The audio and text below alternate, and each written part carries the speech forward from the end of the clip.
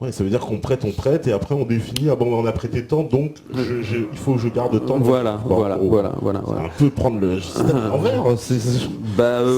Ça veut dire qu'il n'y a pas de limite à la création de crédit. Ça veut dire que on se trouve face à des situations où, quand il y a un boom économique, le crédit est émis, les gens empruntent. En général, ils empruntent beaucoup, soit pour investir dans les actions, dans les marchés boursiers, soit pour investir dans l'immobilier. Et donc le fait qu'il y ait du crédit qui soit émis et diffusé dans l'immobilier, évidemment, ça fait qu'il y a beaucoup d'acheteurs qui veulent acheter de l'immobilier, donc les vendeurs montent un petit peu les prix, ça fait monter l'immobilier. Le fait que l'immobilier monte, ça fait que les banquiers se disent, c'est bien, parce que vu que l'immobilier monte, on peut prêter à des gens qui sont peut-être un peu risqués, on s'en fout, puisque comme la maison monte, même s'ils ne remboursent pas, on vend la maison, et on gagne, on a même une marge en plus. Et les emprunteurs se disent, d'une réaction psychologique tout à fait normale, c'est le moment d'acheter, vu que les prix montent, il ne faut pas attendre l'année prochaine, ça va valoir 20% de plus. Donc résultat, en période de crédit et d'offres et de demandes concordantes, il y a beaucoup de crédit qui est émis, ce qui fait monter, par exemple, l'immobilier, s'il y a beaucoup d'investissements dans l'immobilier. Le fait que l'immobilier monte augmente l'émission de crédit et la demande de crédit, ce qui fait qu'il y a plus d'argent qui va dans l'immobilier, ce qui fait que l'immobilier monte, etc. On est dans un système procyclique qui augmente de lui-même. Et donc, quand tout le monde a emprunté, quand tout le monde est endetté, les premiers qui ne peuvent pas rembourser leur mensualité commencent à revendre leurs biens, et à ce moment-là, il y a beaucoup de vendeurs et il n'y a plus personne pour acheter, parce que tout le monde a déjà acheté. Et donc le prix s'effondre. Et donc là, le prix s'effondre et c'est la dépression par destruction monétaire. C'est un peu ce qui s'est passé avec les subprimes aux États-Unis. C'est exactement la crise des subprimes. C'est exactement les mécanismes qui se sont mis en place. Il y a une bulle immobilière et puis. Et donc les banques centrales se disent oui, mais nous on essaye de contrôler justement la quantité de monnaie. Regardez, on augmente un petit peu les taux d'intérêt, on augmente les taux de réserve, etc. Mais ça marche pas. Ça marche pas. En fait, on pourrait dire, et c'est un peu hallucinant, on pourrait dire que la quantité de monnaie dans l'économie, elle dépend de la psychologie des banquiers et de la population. Ouais. C'est quand même extraordinaire. Ouais. On me demande d'ailleurs si vous connaissez, qu'est-ce que vous pensez de L'Argent dette justement de Paul Grignon. C'est un peu ce film qui a déclenché pour moi et pour plein d'autres gens l'envie de comprendre.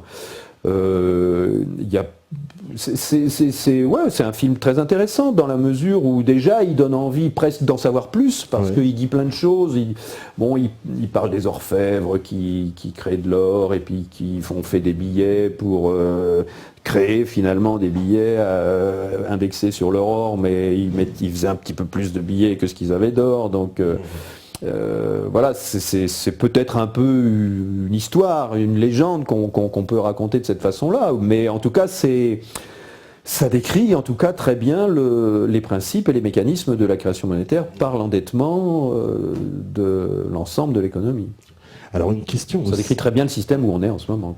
Oui. Parce que là, il y en a d'autres. Alors depuis, il y a des films plus récents. Alors il y a le film de Gabriel Rabhi en particulier, le fils de Monsieur Pierre Rabhi, qui s'appelle Qui crée l'argent, qui est un petit peu partout sur YouTube et sur Dailymotion, qui va un petit peu plus loin que L'Argent dette, qui est un petit peu plus précis. Ça pour après. Voilà, s'il y a des gens qui veulent un petit peu aller plus loin, il y a ça. Et puis il y a mon livre. Bien sûr. Le secret de la monnaie. Changer la monnaie pour changer le monde. Va falloir qu'on le montre à l'écran. Non mais il le montre. On le voit pas nous, mais il est en train de le montrer à l'écran. Bon, et justement. On a déjà répondu à la question à Alex B qui demande si le système monétaire touche à sa fin. Un petit peu. Enfin, on est sur une phase descendante. On ne sait pas où est-ce qu'on va. On n'est pas loin d'une bascule. On n'est pas loin d'une transition. Parce que même au niveau vraiment du sommet de la pyramide, au FMI, à la Banque mondiale, même depuis quelques semaines à la Banque centrale européenne. Beaucoup de gens réfléchissent et se disent va peut-être falloir lâcher un peu du lest sur la monnaie parce qu'on s'aperçoit que ça fait mourir des gens, Donc on a quand même une morale, même si on profite d'un système à outrance. Et puis il y a aussi peut-être un petit peu qui commence à se faire jour peut-être un petit peu la trouille des représailles aussi, parce qu'il y a quand même une grosse prédation. En Grèce, ils sont pas très contents, en Espagne non plus, et les populations commencent à se rendre compte un petit peu d'où ça vient. Ouais. Donc il y a peut-être des responsables financiers, économiques ou politiques au sommet qui se disent ça m'embêterait qu'ils viennent me mettre la tête au bout d'une pique, quoi. Donc peut-être, je sais en tout cas qu'il y a des réflexions pour soit mettre en place des alternatives de manière à conserver le système autant que possible, soit à laisser des alternatives se mettre en place en les contrôlant. Enfin bon, ça réfléchit beaucoup dans tous les domaines, Ouais. à tous les niveaux. Ouais. Et d'ailleurs, vous, est-ce que vous pouvez parler qu'est-ce que vous pensez de justement cette crise de l'euro? Est-ce que l'euro, pour vous, il risque d'éclater, qu'on va revenir aux monnaies nationales? Est-ce que Non, je pense pas. Je pense qu'il y a des moyens de sauver l'euro sans le laisser exploser. mais avec des pays comme la Grèce dedans, l'Italie, l'Espagne? Le problème de l'euro, c'est qu'on est obligé de l'emprunter pour en avoir. Ouais. Voilà, c'est ça. Donc à chaque fois, on est obligé de s'endetter pour avoir des chiffres sur nos comptes en banque. Voilà, en fait. Et pour les États aussi, parce que pour la Grèce qui paye, je sais plus, c'est 15% des 20%. Oui, oui. Donc ça crée beaucoup de peine, beaucoup de douleur, beaucoup de prédation, beaucoup d'enrichissement de ceux qui sont en haut de la pyramide, évidemment.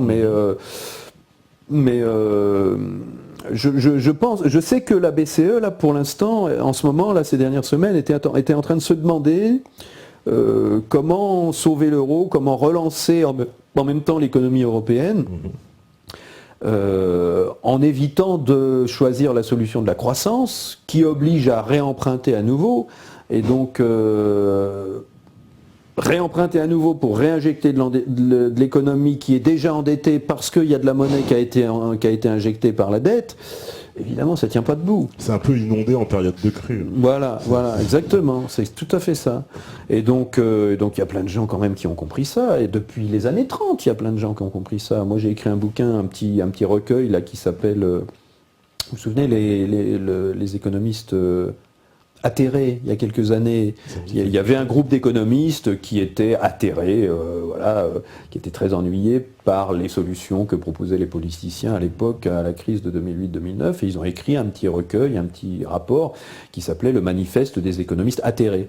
Et donc moi, au printemps dernier, je suis allé creuser pour voir un petit peu ce qui se passait dans les années 30, et j'ai trouvé plein d'économistes qui faisaient les mêmes analyses que ce qu'on fait là ensemble ce soir et que plein de gens font, à savoir, il y a un problème avec la création de monnaie par la dette, les gens sont endettés, il faut qu'ils en rendent plus que ce qu'ils ont eu, ça tient pas debout, ça fait des crises, ça fait des dépressions, il faut réformer ça, il faut peut-être redonner le pouvoir de créer la monnaie aux États, il faut peut-être émettre de la monnaie à taux zéro, peut-être en donner la même somme à tous les citoyens de manière à ce que ça soit équitable, etc. Et donc je suis allé déterrer ces économistes-là, vraiment pour trouver leurs solutions. Et c'est pour ça que j'ai appelé mon petit bouquin le Manifeste des économistes déterrés, d'ailleurs. Et je me suis aperçu que même aujourd'hui, dans le monde contemporain, il y a des économistes qui reprennent ces analyses-là et qui disent la même chose, et qui disent on va dans le mur, on ne peut pas créer la monnaie par la dette parce que ça monte exponentiellement, donc il faut une croissance de la réalité exponentielle, ce qui n'est pas possible avec une planète ronde normale, donc on va dans le mur, ça marche pas, donc il faut trouver d'autres solutions, réfléchir vite, etc. Donc il y a plein de gens qui réfléchissent à tout ça et qui font des conférences et qui rencontrent les présidents des grandes banques mondiales, etc. Donc on peut dire que le système arrive à bout de course, mais il peut se passer deux choses. Il peut se passer qu'il arrive à bout de course et que nous, population, avec peut-être l'aide, je ne sais pas, de quels élus ou de quels financiers, on arrive à mettre en place des solutions qui soient vraiment équitables et donc qui permettent de résoudre le problème définitivement. Mais on a aussi le risque que les tenants du système mettent en place quelque chose de moins douloureux qui marche quand même et qui préserve quand même la prédation qu'ils exercent depuis 2500 ans. Est-ce que Donc on est un peu, je dirais plutôt qu'à une falaise, on est un peu à un embranchement. Un embranchement, ouais. Est-ce que justement le revenu de base ou le salaire à vie pour les autres, est-ce que c'est une solution viable selon vous? Au point de vue monétaire, oui. Au point de vue monétaire, c'est une solution. C'est il y a un gros problème dans la distribution de la monnaie actuellement, c'est que ce sont les gens qui en demandent qui en ont. Et les gens qui en demandent, c'est soit les gens qui n'en ont pas assez, qui en ont besoin, mais ça ils ne peuvent pas faire autrement, c'est les gens qui sont à découvert le 15 du mois et qui payent 17% d'intérêt sur leur découvert pendant donc 6 mois par an, 15 jours par mois, toute l'année. Et donc c'est ceux-là qui payent les intérêts à ceux qui ont un petit peu trop d'argent, donc qui l'ont mis de côté à la banque et qui touchent 2-3%. Donc en fait, dans un système comme ça, ce sont les riches qui payent les intérêts, les pauvres qui payent les intérêts aux riches. Donc forcément que les inégalités ne font que s'accentuer. Et donc dans un système comme ça, on peut imaginer que au lieu que la monnaie soit distribuée par un secteur particulier de l'économie, par des gens qui vont forcément protéger leur secteur de l'économie, parce que quand un banquier prend une décision dans son bureau, s'il a le choix entre prêter 150 000 euros à quelqu'un pour acheter son 3e studio et prêter 15 000 euros à un jeune qui veut acheter un garage pour inventer le truc qui va changer le monde, il prête pas aux jeunes parce qu'il sait même pas de quoi il parle, c'est une innovation, c'est trop risqué, il prête à ce qu'il connaît, à ce qui est le plus sûr et le plus rentable aussi, et qui donne le plus gros chiffre d'affaires. Donc du coup, mais en faisant ça, le banquier à son niveau, au niveau microéconomique, il prend une sage décision, il est prudent, il protège son job, il protège sa famille, il protège son employeur, il fait son boulot correctement. Mais au niveau macroéconomique, au niveau global, ça fait qu'il n'y a jamais d'argent qui va dans l'économie réelle, il n'y a pas d'argent nouveau qui va dans les jeunes, dans les créateurs, dans la recherche, dans l'innovation, dans ce qui pourrait nous changer la vie pour les siècles à venir, au lieu de rester dans les trucs qui existent déjà. Puisque c'est aujourd'hui en plus le capital qui est très peu taxé, qui rapporte beaucoup d'argent finalement, puisque celui qui a beaucoup d'argent aujourd'hui, par exemple moi demain si j'ai 1 million d'euros, j'ai plus intérêt très sincèrement à les placer dans des produits qui vont me rapporter que dans l'économie réelle stricto sensu, c'est-à-dire j'en sais rien, monter même un kebab, ce sera beaucoup plus risqué que d'aller mettre mon argent sur des placements financiers. Et donc en faisant ça, vous tenez compte du fait que le système est ainsi fait que, puisque l'argent est issu de la dette, autant que l'argent que j'ai me rapporte, puisque le système est comme ça. Donc forcément, on a envie d'en profiter aussi, d'en croquer aussi. Et donc forcément, ça crée un capitalisme, mais un faux capitalisme, puisque le vrai capitalisme, ça serait de prêter de l'argent à un copain pour qu'il monte un business et de partager les bénéfices. Ouais. Voilà, ça c'est s'associer, ça c'est autre chose. Mais avoir des sommes monstrueuses et faire bosser des milliers de gens pour être en vacances, c'est autre chose. Parce que les riches, aujourd'hui, les très riches, c'est un peu ce qu'ils font, ce sont des grands rentiers finalement. Non, ils ont... Oui, mais il y a une grosse différence entre donner de l'argent à quelqu'un pour monter un business et devenir actionnaire du business.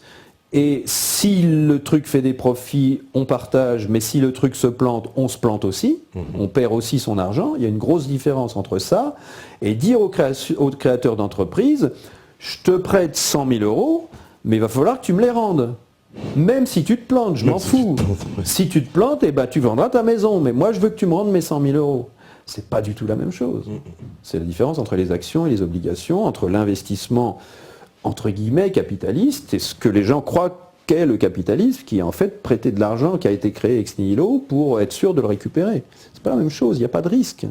À quel moment... Alors pour finir sur le revenu de base, on peut dire que là, dans le système actuel, la monnaie, elle sort du secteur bancaire et elle va là où veut bien le mettre la monnaie, ou là où veut bien la mettre le secteur bancaire. Et donc il y a plein de gens qui n'ont rien. Il y a des régions où il n'y a pas de monnaie, il y a des secteurs de l'économie où il n'y a pas de monnaie, il y a des âges où on n'a pas de monnaie, les jeunes n'ont pas de monnaie. Et donc on pourrait très bien dire, bon, c'est bon, on a compris, on ne peut pas laisser les États créer la monnaie parce qu'ils en créent trop pour financer leurs gros projets, leurs élections, etc. Ils vont faire de l'inflation, donc il ne faut pas non plus en créer trop parce que ça détruit l'économie. Donc on ne peut pas laisser la responsabilité des États aux politiciens. C'est comme ça que les banquiers ont pris le pouvoir de créer la monnaie en disant, vous voyez ce que ça fait quand on laisse les États, ça fait Weimar, les brouettes de billets, etc. Donc c'était très bien pour faire peur aux gens, pour dire, par contre, nous on est professionnels, on va s'en occuper aux petits oignons. C'est ce qui s'est passé, les États ont dit, bon bah ok, effectivement, on donne le pouvoir aux banquiers, mais on reste copains quand même, il ne faut pas laisser partir le business. Et donc Et donc du coup, c'est le secteur bancaire qui a maintenant le privilège de créer la monnaie. Donc on peut se dire, pourquoi est-ce qu'on donnerait le privilège de créer nos unités monétaires à un secteur particulier de la monnaie qui en met où il veut? Et pourquoi est-ce qu'on ne dirait pas, on décide de la quantité de monnaie qu'on a besoin de créer, par exemple chaque année, un petit peu pour favoriser la créativité, mais pas trop pour pas détruire l'économie avec une monnaie qui n'a plus de valeur. Et à ce moment-là, on a la quantité, on la divise par 65 millions de Français si c'est en France, et on donne à chaque citoyen, sa part individuelle de monnaie. Point final. Là, il n'y a pas de discussion, il n'y a pas de bagarre, il n'y a pas d'inégalité, il n'y a pas de jaloux. Libre à chacun d'en faire ce qu'il veut. Faire ce qu'il veut, ouais. La dépenser, l'épargner, payer ses dettes avec pour sortir du système d'endettement, ou se regrouper à 10, à 100, à 1000, à 1 million pour financer des projets communs. C'est du crowdfunding naturel à ce moment-là, c'est du financement participatif à tous les niveaux. Oui, d'accord, parce que j'avais vu aussi. Et là, on verrait vraiment la société qu'on veut, parce qu'on verrait s'il y a des gens qui veulent financer une guerre en Libye. On verrait s'il y a des gens qui veulent financer des panneaux solaires ou de l'isolation. Là, on verrait où va la monnaie. Et ça serait vraiment une décision collective. Il y aurait quasiment plus besoin de voter. Oui, ça c'est très intéressant parce que justement j'avais vu aussi cette théorie, enfin quelqu'un qui proposait de mutualiser les salaires. Donc ça va un peu dans le sens de ce que vous dites, c'est-à-dire qu'il disait on devrait mettre tout le pot commun entre guillemets les salaires pour le répartir sur tout le monde, ça éviterait justement les inégalités entre, on va dire, deux personnes qui font le même métier, mais l'un par exemple qui est chez Bouygues et qui va toucher 300 € de plus que l'autre qui est dans une toute petite entreprise, mais qui font exactement la même chose. Ouais, pourquoi pas. Bon, peut-être que ça serait peut-être difficile que tout le monde soit d'accord. Alors que si on dit, on a un problème avec la monnaie, elle est distribuée sous forme d'endettement, donc on est obligé d'en rendre toujours plus, et puis finalement, est-ce que ça serait pas plus mal pour qu'il n'y ait plus de bagarre, arrêtez de vous battre, tout le monde est pareil, tout le monde est libre, tout le monde est égaux, on sera peut-être fraternel, et donc voilà, on donne la même quantité de monnaie à tout le monde. On va voir. Après, ça n'empêche pas les gens d'en mettre de côté, d'en déposer à la banque, et que la banque reprenne le métier que tout le monde croit qu'elle fait, c'est-à-dire récolter des dépôts et les prêter à des gens qui veulent de l'argent tout de suite.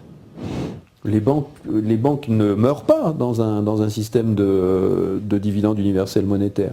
Les banques reprennent le métier que tout le monde croit qu'elles font. C'est-à-dire, votre argent m'intéresse, donnez-moi la monnaie que vous avez reçue, là, moi je la regroupe ici et je la prête à d'autres gens. Et là, c'est de la monnaie qui existe. C'est ce qu'elles faisaient au départ, les banques, semble-t-il, non? Ou elles se sont dérivées très tôt. Je suis même pas sûr si elles n'ont jamais fait ça, faudrait... Parce que dans l'argent dette, ils disent qu'au début, ils prenaient l'argent, les dépôts, et puis ils ont pensé en se disant, tiens, les dépôts, mais ils sont jamais utilisés, je pourrais les reprêter à d'autres, finalement. C'est ça un peu l'histoire qu'on raconte, c'est que ce sont les orfèvres, c'est-à-dire ceux qui tenaient l'or pour les bijoux, etc., étant donné que l'or était imprimé par l'État sous forme de pièces d'or, donc il y a peut-être des gens qui déposaient leurs pièces d'or chez les orfèvres, et puis comme c'était un peu lourd, ils demandaient un papier, un reçu, et puis quand ils achetaient quelque chose, au lieu d'aller chercher leurs pièces d'or et de donner les pièces d'or au vendeur, ils lui donnaient juste le papier qui lui donnait droit aux pièces d'or qui étaient chez l'orfèvre. Donc la légende, l'histoire, je ne sais pas si c'est vrai ou faux, l'histoire c'est que les orfèvres ont eu l'idée de faire plus de reçus que ce qu'ils avaient d'or, quoi. Et de le donner à des gens qui voulaient acheter des trucs. Donc ils ont pris le risque de faire plus de reçus que ce qu'ils avaient d'or dans les coffres. Et donc c'est peut-être comme ça que ça a commencé. Alors, qu'est-ce que vous me dites? Ah oui, par rapport au dollar et à la Fed, c'est vrai qu'on nous en parle souvent. Est-ce que parce que le dollar, qui est un peu la monnaie de réserve internationale, qui est pour beaucoup d'économistes une monnaie de singe, parce qu'elle est basée sur rien. Si, quand même, elle est basée sur la dette américaine. Elle est basée sur 700 bases militaires dans le monde, quand même. Ah oui. Ils ont un pouvoir pour la faire circuler qui est énorme. Voilà, donc c'est une monnaie impériale, on peut parler. Oui. Forcément, c'est justement ça. C'est que la première chose que fait un prince ou un roi, c'est de frapper monnaie. Ça permet tout de suite de recevoir plein de choses et de les ramener au centre de pouvoir en les payant avec quelque chose qui coûte rien à fabriquer. Si c'est moi qui frappe monnaie, je peux aller faire travailler qui je veux. Et je les oblige à accepter ma monnaie. Donc je peux faire construire des routes, je peux me faire construire un palais magnifique, je m'en fous, je paye des gens, c'est moi qui fabrique l'argent.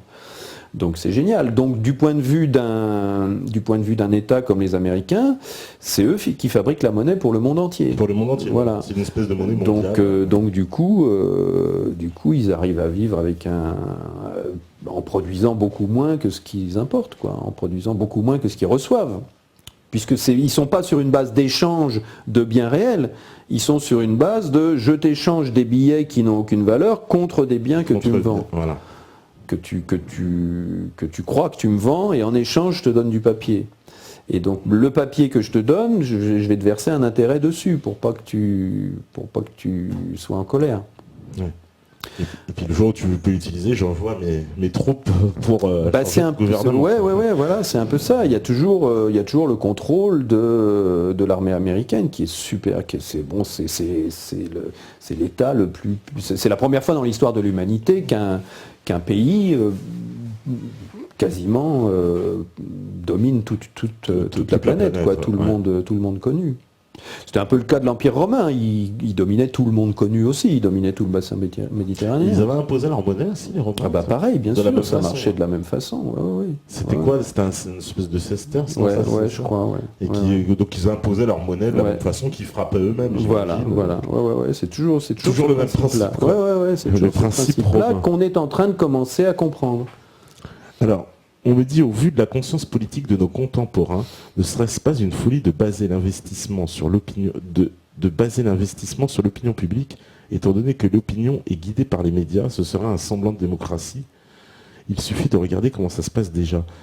J'ai pas tout compris de sa question, Skege. Il nous demande, en fait, est-ce que l'opinion publique, elle n'a pas encore compris en fait cette notion de monnaie, et peut-être que c'est un peu trop un choc pour elle de se dire du jour au lendemain, il faudra nationaliser les banques, etc. Il y a peut-être des étapes, il y a peut-être des étapes à faire, oui, mais bon. Moi, j'aime pas trop qu'on dise les gens sont bêtes, donc il faut prendre les décisions à leur place, quoi. C'est vrai qu'on est super influencé par les médias, etc. Mais il y a quand même une grosse tendance en ce moment. Moi, je rencontre de plus en plus de gens qui me disent qu'ils ne regardent plus la télé. Je rencontre de plus en plus de gens qui me disent qu'ils ont envie de s'impliquer dans quelque chose, peu importe quoi. De la permaculture, de l'autoconstruction, une monnaie complémentaire, un système d'échange local, peu importe. J'ai envie de dire, au point où on en est, peu importe ce qu'on fait, le principal c'est de faire un petit quelque chose. Et donc peut-être qu'on pourrait justement essayer de se faire confiance et de dire aux gens, peut-être que c'est le moment qu'on sorte de l'adolescence, peut-être qu'on n'a plus besoin d'un pouvoir au-dessus de nous, d'une autorité qui nous dise ce qu'il faut faire ou pas faire, peut-être que les médias, on est capable de faire la part des choses et de parler entre nous et de se réunir et de faire des systèmes différents. Et je crois même pas que c'est ce qu'il faut qu'on attende, je crois que c'est ce qui est en train de se passer. Enfin moi c'est ce que je constate en tout cas, quand je rencontre des gens partout, je vois que d'abord il y a un appétit de comprendre ce qui se passe vraiment, parce que tout le monde voit bien qu'il y a un truc qui cloche, mais les gens aiment bien savoir vraiment ce que c'est. Donc c'est pour ça que j'ai écrit mon bouquin et que j'essaye de l'expliquer le plus clairement possible. Et puis deuxièmement, tout de suite le deuxième réflexe, après avoir un peu eu le moral dans les chaussettes, c'est de se dire, allez, on se retrousse les manches et on fait quelque chose, quoi. On essaye de comprendre le truc. Et puis voilà, la prochaine fois qu'on entendra quelqu'un sur les médias dire il faut de la croissance pour relancer l'économie, on saura que c'est idiot. Par exemple. On saura que c'est juste un besoin de croissance qui est rendu nécessaire par le système monétaire qu'on a, qui a besoin de monnaie tout le temps en plus. Donc il faut qu'il y ait de l'économie réelle qui croisse sans arrêt pour qu'on puisse nourrir la prédation monétaire. Donc voilà, quand on a compris ça, peut-être qu'on voit la politique différemment et que peut-être qu'on est moins sensible aux médias aussi. Je pense que je crois beaucoup à la prise de conscience et à et à l'échange entre les gens, entre les individus. Là, c'est ce que je dis souvent, on n'en est pas à aimez-vous les uns les autres, on en est à réveillons-nous les uns les autres. Réveillons-nous les uns les autres. Oui, parce que les questions économiques, elles sont au premier plan, même, voilà, vous qui faites des conférences, vous le voyez, les gens sont beaucoup plus intéressés, alors qu'avant, ça nous passait un peu par-dessus la jambe il y a quelques années, ces questions-là. Oui, vraiment de plus en plus. Il y a beaucoup de questionnements, il y a beaucoup de... Il y a beaucoup de plus en plus, il y a des gens qui sont un peu au courant ou très au courant et qui expliquent aux autres.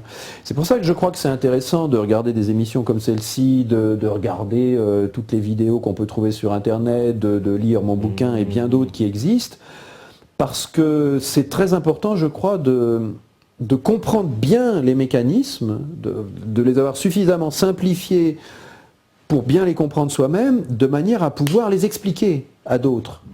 Et donc que ça fasse tache d'huile, que ça fasse justement une progression exponentielle de la connaissance et du réveil, quoi. Et est-ce que vous êtes pour le retour au standard or? Alors ça, c'est une question qui a été posée souvent en plus. Je vois pas, ça changerait pas grand-chose. Ça n'a rien à voir. L'or, c'est une marchandise. L'or, c'est quelque chose qu'on peut acheter, qu'on peut stocker. C'est un peu comme de l'immobilier, quoi. Si on a peur que la monnaie, si on comprend que la monnaie n'a aucune valeur en elle-même et que si on la stocke pour avoir un petit pourcentage, c'est parce que le système, de toute façon, fait payer des intérêts à ceux qui ont emprunté, aux États, aux entreprises, etc. Donc, si on veut essayer de sortir du cercle du système, effectivement, pourquoi pas acheter de l'or, mais c'est un investissement, c'est un bien.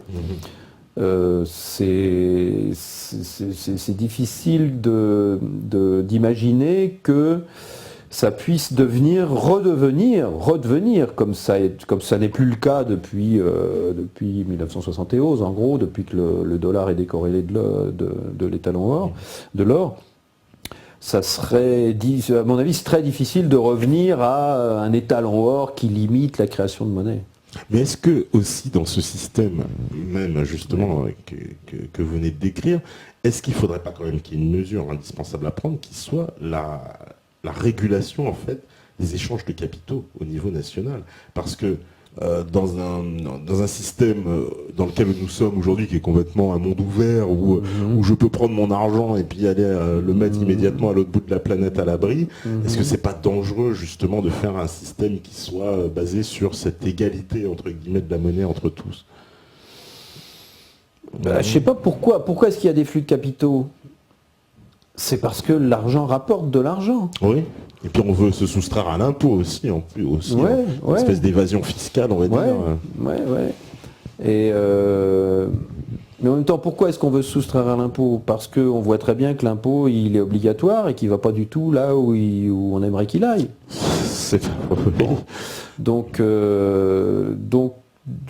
si on remonte aux racines monétaires, la création de monnaie, l'intérêt obligatoire sur l'ensemble de la masse monétaire, on s'aperçoit qu'il y a une prédation à la base du système, il y a une pompe afrique à la base du système qui enlève énormément de richesses à l'ensemble de l'humanité et qui finalement peut-être oblige les gens à des stratégies de défense, oblige les gens à renacler, à payer ses impôts, à aller investir là où c'est le plus rentable.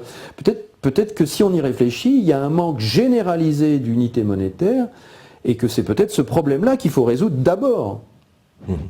Peut-être que réglementer des choses qui sont... Si on se dit... Le système monétaire existe comme il est, et ça donne des flux de capitaux, ça donne des gens qui veulent gagner de l'argent avec de l'argent, ça donne des gens qui évitent de payer leurs impôts, etc. Donc si on se dit c'est le système monétaire qui crée tout ça, ça ne sert à rien d'aller empêcher les gens de faire ça. Il faut d'abord supprimer la cause. Ou il faut d'abord comprendre la cause et essayer de comprendre qu'avec un autre système, ces comportements-là n'existeraient même pas. Je sais pas, c'est un peu comme... voilà, on est sur une île déserte et il y a de l'eau, des noix de coco, du poisson, tant qu'on en veut, une abondance extraordinaire. La conséquence, si on met des gens sur une île comme ça, la conséquence, c'est que les gens vont être heureux et généreux. Par contre, si on met les gens en haut d'une montagne après un crash en avion, la conséquence, c'est que les gens vont se bouffer les uns les autres. Donc on ne peut pas dire on va empêcher les gens de se bouffer les uns les autres. Il faut d'abord les sortir de la situation où ils sont.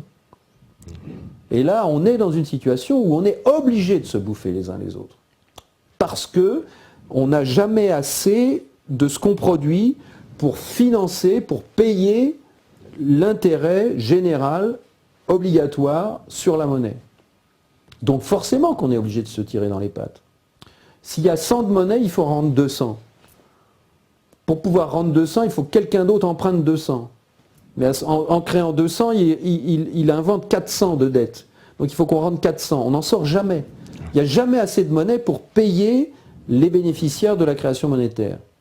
Donc forcément, quand ça parle de monnaie, même en famille, on s'engueule.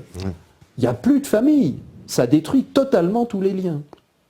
Le fait que la monnaie soit rendue artificiellement rare et qu'il n'y en ait jamais assez dans l'économie, ça crée forcément une société qui se divise, qui se bagarre, et c'est la lutte de tous contre tous. C'est ça la lutte de tous contre tous. Et donc, comment empêcher les gens de se bouffer s'il y a une racine qui fait qu'ils ne peuvent pas faire autrement que se bouffer, sinon ils crèvent. Le mec qui va faire fabriquer son produit 10% moins cher au bout du monde, c'est parce qu'il faut qu'il trouve de la monnaie. Il est obligé d'être rentable. Et donc les comportements, c'est le fruit d'un système qui est imposé par la force et qui forcément est destructeur de liens. Alors que si on est dans un système équitable, par exemple dans un petit village, les gens, quelqu'un, vous allez boire l'apéro chez quelqu'un, vous amenez, c'est l'été, vous avez eu plein de tomates, vous amenez un cajot de tomates. On boit le coup, salut, ciao. Forcément que le gars, une semaine ou 2 semaines après, il va venir avec une douzaine d'œufs. Il va pas venir les mains vides boire un coup. C'est pas possible, ça serait impoli. Donc, le fait qu'on fonctionne sur un système, non pas d'échange mesuré, mais de dons mutuels décalés dans le temps. On est toujours un petit peu, soit en crédit par rapport à l'autre, et l'autre, il sait bien qu'il est un petit peu endetté par rapport à vous. Mais on n'en parle même pas. Ça s'équilibre avec le temps. C'est un système qui est en déséquilibre intrinsèque, mais qui, on sait que dans le temps, on aura eu à peu près la même chose tous les deux. Et donc là, on est obligé d'être copains. On est obligé de se voir de temps en temps. C'est difficile de s'engueuler, parce qu'on sait que si on s'engueule, ça va supprimer ce petit rituel-là. Alors que, si on est obligé d'utiliser de la monnaie, et que j'ai besoin de monnaie pour payer mes impôts ou pour payer mes dettes, quand je vais lui apporter un cajot de tomates, il va me dire combien je te dois. Et je vais lui dire, tu me dois 15 €. Et je vais prendre ces 15 €, il va prendre mon cajot de tomates et je n'ai pas besoin de lui. On n'est pas amis, il n'y a pas besoin d'être amis. Quand on a réglé ses comptes, l'expression elle est claire. Ah non, là on va régler nos comptes, je te préviens. Ça veut dire on se reverra jamais, j'ai plus envie de te revoir. Et donc là, avec la monnaie, on règle nos comptes à chaque fois qu'on se rencontre, à chaque transaction.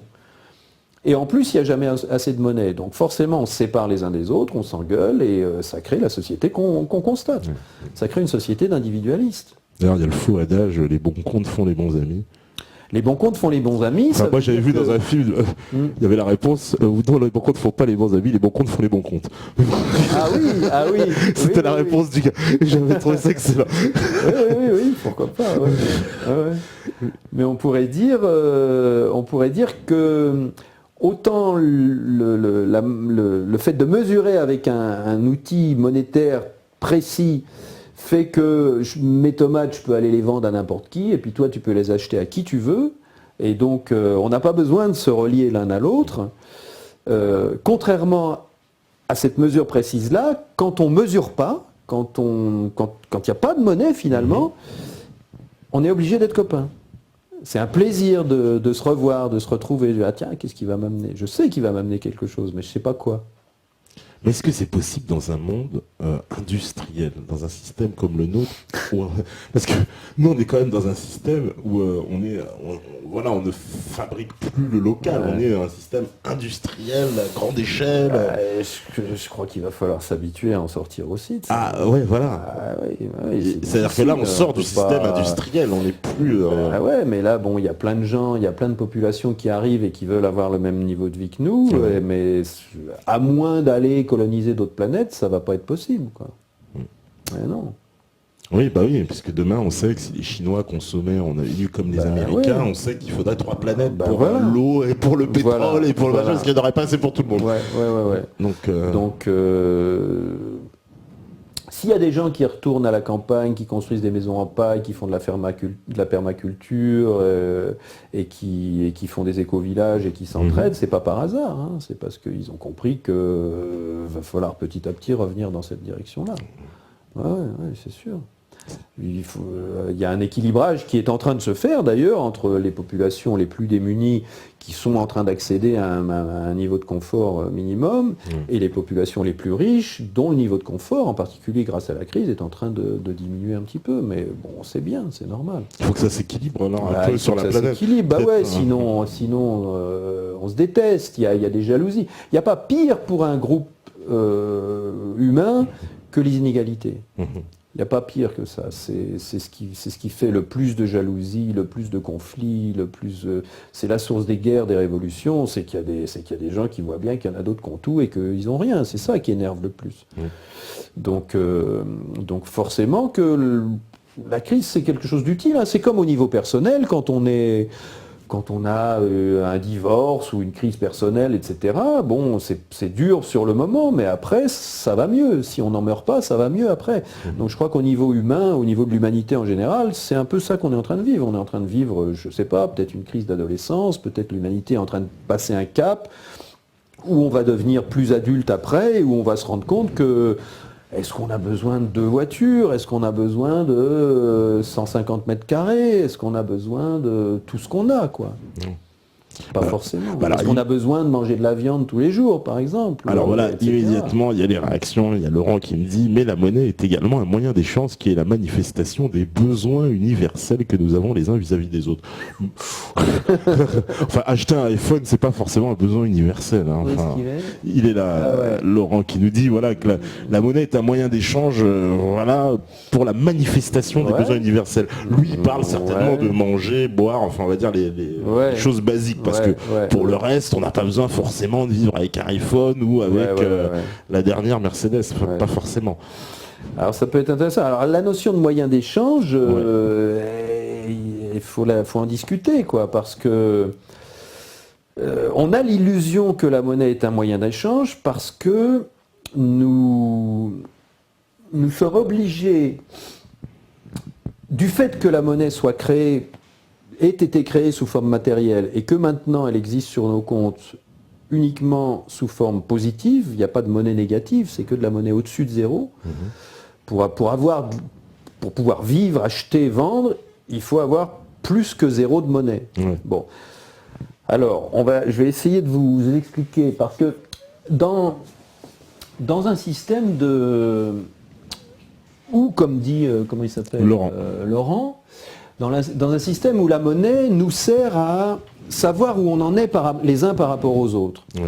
Par exemple, voilà, j'ai construit, j'ai fabriqué quelque chose et je te le transfère, je te le donne, ce bien réel-là. Bon. Peut-être que si on est dans une communauté ou si on n'est que nous deux, on aime bien avoir une trace pour pas oublier, une trace de ce que tu m'as donné. De manière à ce que je sache, moi, que j'ai reçu quelque chose de toi, et que si on est plusieurs à fonctionner sur ce mode d'échange mutuel, on sache que toi, comme tu as produit quelque chose, ça va te donner finalement le droit de recevoir quelque chose après. Et moi, j'ai reçu quelque chose, et si je reçois tout le temps, il y a un moment, il va falloir que je fabrique quelque chose pour en faire profiter les autres.